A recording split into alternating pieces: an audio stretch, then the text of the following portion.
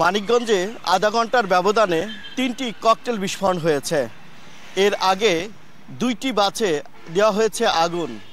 আর এই আজকে ঢাকা-আরিচা মহাসড়কের মানিকগঞ্জ অংশের ৩৭ কিলোমিটার এলাকা জুড়ে নেওয়া হয়েছে নিরাপত্তা ব্যবস্থা জোরদার করা হয়েছে পুলিশের পক্ষ থেকে। মানিকগঞ্জ বাস স্ট্যান্ড এলাকায় পরপর ২ দফায় ৩টি ককটেল বিস্ফোরণের ঘটনা ঘটেছে। এতে সাগর ও নবীন নামের ২ রিকশা চালক আহত হয়েছেন।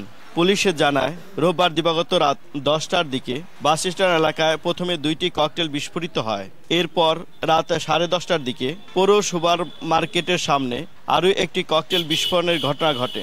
বিস্ফোরণে আহত ২ রিকশা চালককে উদ্ধার করে মানিকগঞ্জ ২৫০ শয্যা জেনারেল হাসপাতালে ভর্তি করে প্রাথমিক চিকিৎসা দেওয়া হয়েছে। ঘটনার পরপরই সেখানে অতিরিক্ত পুলিশ মোতায়েন করা হয়।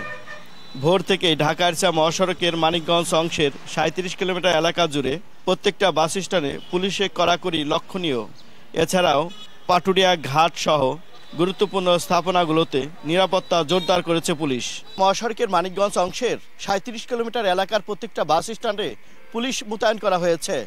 এছাড়াও ঢাকা-আরিচা মহাসড়কে দূরপাল্লার বাস খুব কম চলাচল করছে, মানুষও কম বের হচ্ছে। মোহাম্মদ ইউসুফ আলী, সময় সংবাদ, মানিকগঞ্জ।